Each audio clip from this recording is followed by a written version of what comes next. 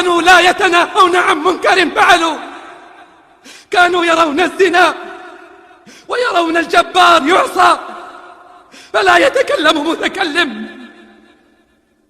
لعن الذين كفروا من بني إسرائيل على لسان داود وعيسى بن مريم، ذلك بما عصوا وكانوا يعتدون. كانوا لا يتناهون عن منكر فعلوا. كانوا لا يتناهون عن منكر فعلوا. لبئس ما كانوا يفعلون. أصبح الزنا أمرا طبيعيا. أصبحوا يزنون أمام مرأى ومسمع من بعضهم البعض. أبناء المسلمين يزنون بالمسلمات، ويأتي النصارى من سياح وغيرهم يزنون ببنات المسلمين، ولا أحد ينكر ولا